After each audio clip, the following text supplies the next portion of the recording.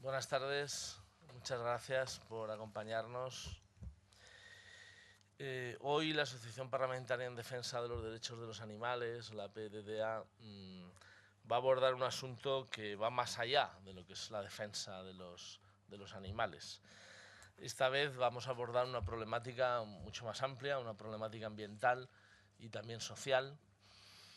Y, por supuesto, todo el mundo conoce lo que suponen las prospecciones petrolíferas, las prospecciones de hidrocarburos, el enorme impacto que suponen para el medio ambiente, para la fauna y la flora, en este caso sobre los cetáceos en el mar Mediterráneo, pero también las afecciones que supone para la vida de las personas, para la economía, etcétera, etcétera, ¿no? Y de todas esas cosas vamos a hablar en la tarde de hoy. Por eso la Asociación Parlamentaria en Defensa de los Animales ha organizado este foro bajo el nombre de Cetáceos o Prospecciones de Hidrocarburos en el Mediterráneo, en defensa de la fauna marina y del turismo. Y vamos a contar en este foro con tres ponentes de lujo en un primer momento, en esta primera mesa, tres ponentes pertenecientes o colaboradores de la Alianza Mar Blava, el abogado en Derecho Ambiental Abel Lacalle, la gerente de Fomento de Turismo de Ibiza Ángeles Nogales y el biólogo especialista en fauna marina de las Islas Baleares Jaume Estarellas. Cada uno, desde su punto de vista, van a explicar la situación generada en Islas Baleares con las sucesivas amenazas de las prospecciones petrolíferas y de hidrocarburos y la respuesta que desde la sociedad civil, desde las instituciones insulares se han planteado ante esa cuestión. Y en concreto una iniciativa legislativa que fue aprobada por unanimidad por el Parlamento Balear, con la intención de que se tramite ante las Cortes Generales. Una proposición de ley sobre la protección del mar Mediterráneo bajo jurisdicción española, de los daños que pudieran producir la exploración, investigación y explotación de hidrocarburos y otras sustancias minerales. Una iniciativa legislativa que aprobó el Parlamento Balear por unanimidad de todos sus grupos parlamentarios, del Partido Popular, el PSOE, Més por Mallorca, Podemos, PEI, Proposta per Illes Balears, Més por Menorca y los diputados del Grupo Mixto. Una iniciativa que próximamente se debatirá en el Congreso de los Diputados, se debatirá su toma en consideración, y por eso considerábamos que era muy oportuno que hoy pudiéramos hablar de esta cuestión aquí, primero con esta mesa de especialistas que van a centrar la cuestión y posteriormente con una mesa redonda en la que van a participar diputados del Congreso, portavoces de los distintos grupos parlamentarios que de alguna manera nos van a anticipar en primicia lo que será el debate de toma en consideración que bueno, está más o menos previsto para septiembre en este caso, ¿no? Bueno, y sin más, vamos a hablar de lo que estamos aquí haciendo, vamos a hablar de qué es la Alianza Mar Blava y voy a dar paso a los siguientes ponentes.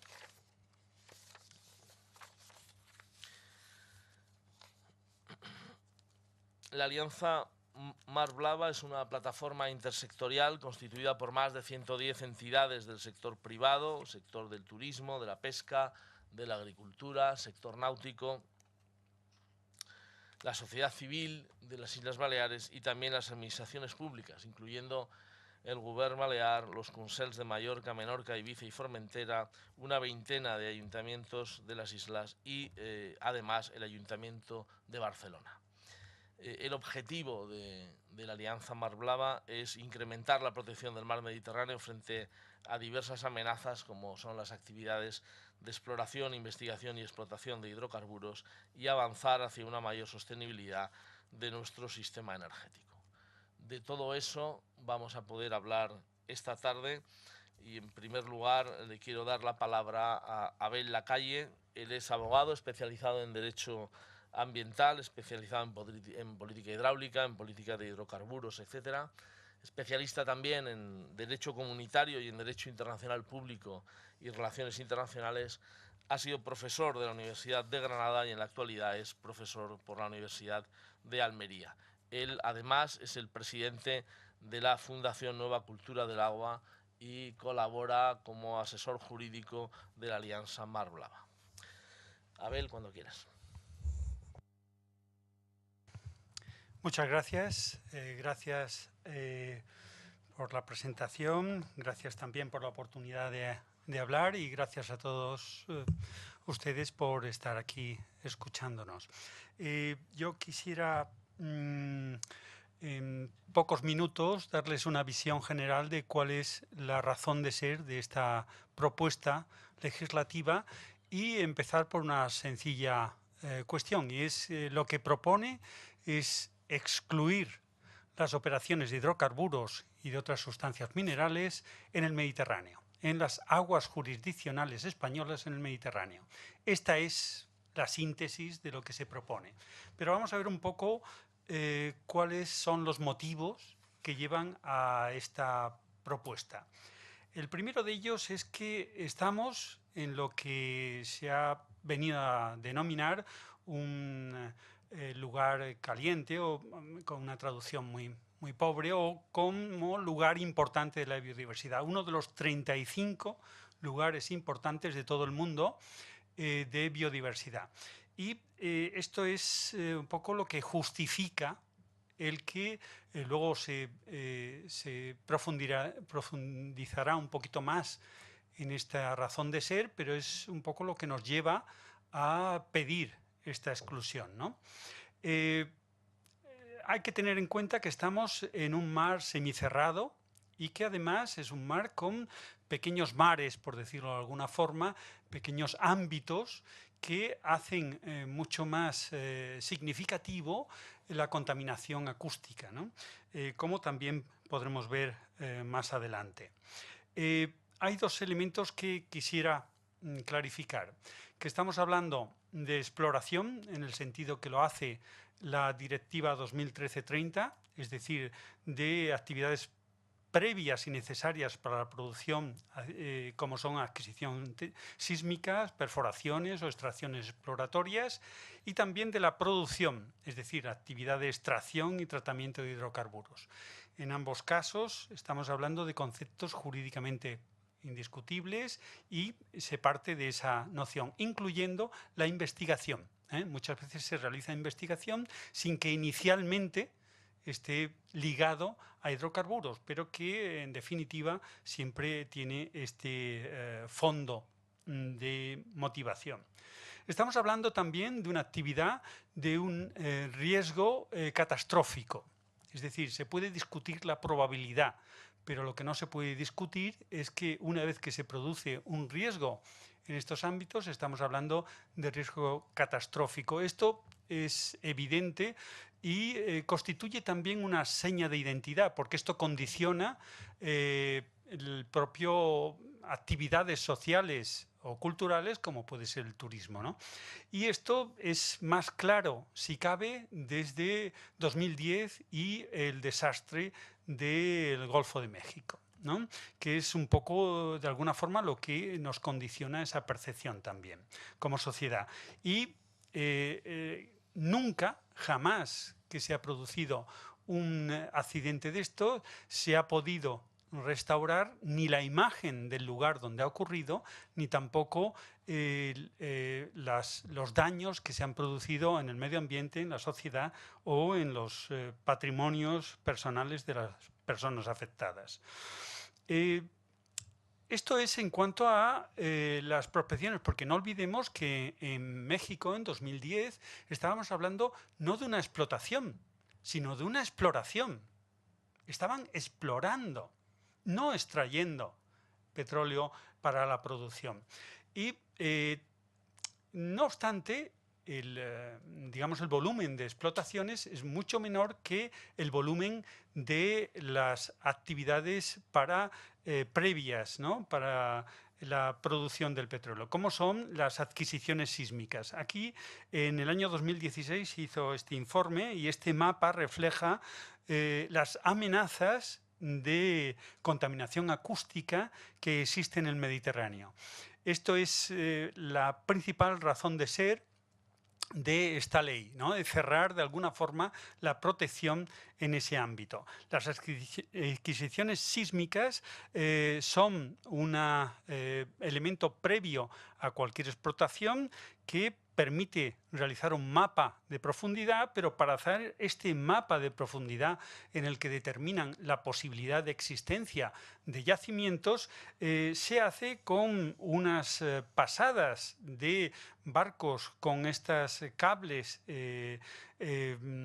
y sobre todo son cables con cañones acústicos. Estos cañones acústicos es realmente lo que produce un impacto importante en gran parte de la fauna y especialmente en los cetáceos, pero también en otra fauna de los mares o de los océanos. Estos cañones acústicos que ven ahí son auténticos cañones en sentido literal, porque producen unos efectos acústicos que son superiores al de un reactor de un avión. Estamos hablando de 250 decibelios, es decir, nos romperían el tímpano con absoluta seguridad. Esto no es lo que se percibe, pero sí es lo que perciben los cetáceos que se encuentran no solo en las inmediaciones, sino por otras circunstancias, aunque estén lejos, a través de los canales acústicos en el océano. Bueno, pues este problema es realmente ha sido omitido, porque fíjense que no está recogido hasta el 2012, no se exigía una evaluación de impacto ambiental para estas actividades. Estamos hablando de algo que ha sido omitido, que la ciencia no había llegado a la evaluación de impacto ambiental, que esto ha producido un choque importante, un cambio de dimensión importante y una necesidad de que exista una legislación que allá donde se expanda la jurisdicción del Estado pueda limitarse. Esto nos lleva a hasta dónde estamos hablando en cuanto a espacio marino. Bueno, pues estaríamos hablando hasta la zona económica exclusiva en el Mediterráneo, porque no existe discusión sobre la plataforma continental en el Mediterráneo, pero es hasta donde puede haber actividades que son competencia del Estado en el dominio público marino.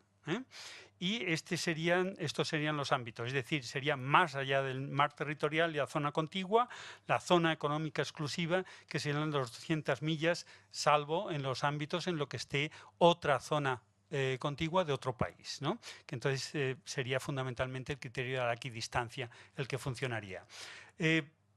Estamos también en un ámbito en el que hay unas estrategias y una jerarquía de estrategias especialmente importantes en el ámbito de la energía, porque estamos hablando de hidrocarburos, de energías fósiles, y tenemos la Agenda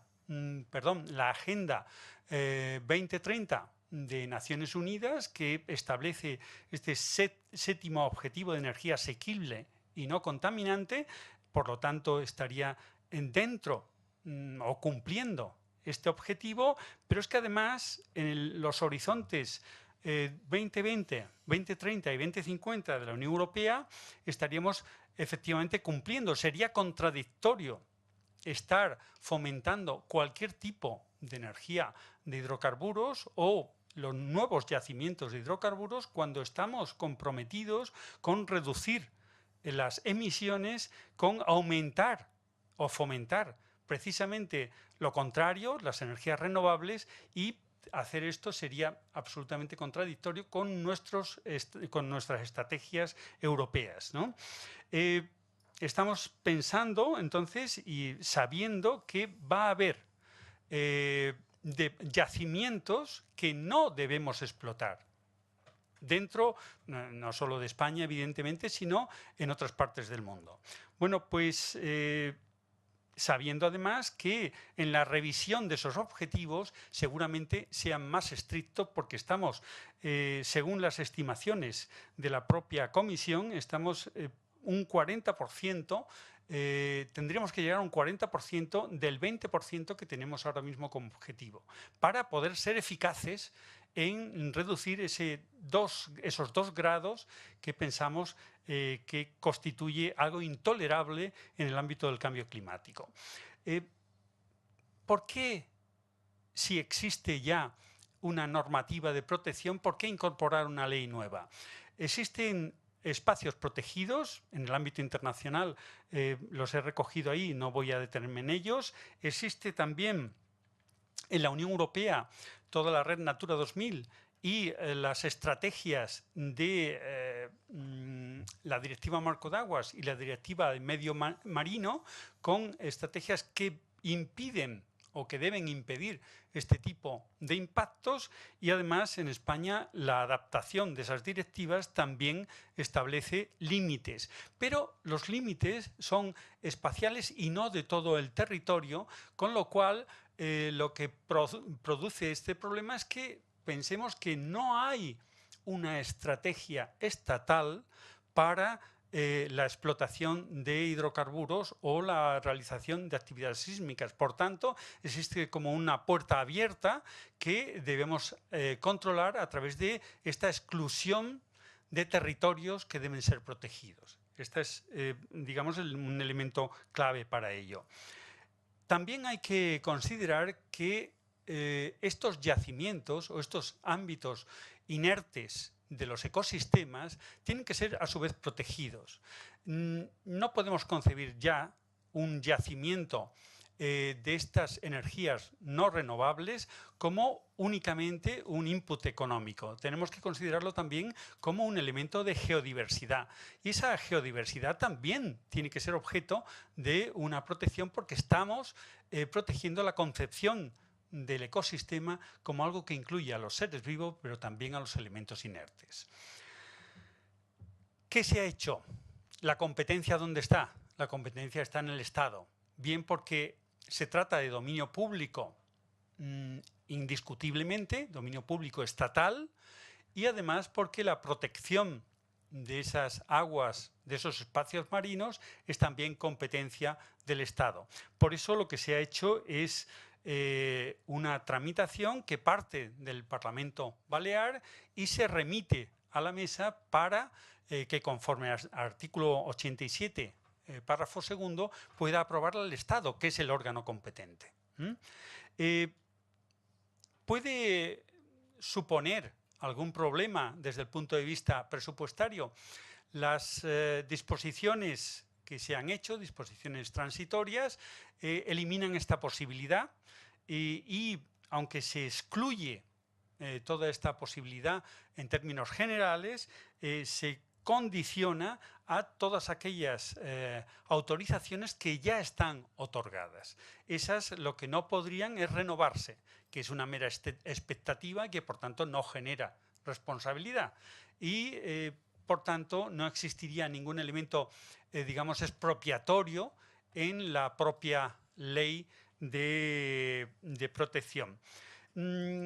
Quiero volver un poco a cómo empecé, que es queda excluida la explotación, investigación, exploración de hidrocarburos y otras sustancias minerales en el medio marino del mar Mediterráneo. Estamos hablando de todo el medio marino, evidentemente, siempre que se pueda ejercer la jurisdicción. Se hace de forma abierta por si en algún momento se extiende esta jurisdicción más allá de lo que conocemos ahora mismo. Y se hace también una reserva respecto de las adquisiciones sísmicas. Hay adquisiciones sísmicas que no están relacionadas con la exploración, investigación o explotación de hidrocarburos. Y para esos casos lo que se hace es condicionarlo a que se establezcan o se puedan encontrar, que ya existen técnicas que no tengan ningún efecto ambiental. y que esto esté acreditado. Hay algunas técnicas que todavía no están comercializadas o cuando menos no están comercializadas en España, pero que ya están poniendo de relieve la posibilidad de hacer estas investigaciones sin efectos para las especies marinas. Muy bien, pues con ello acabo y nada más que quedar a su disposición para cualquier pregunta. Muchas gracias.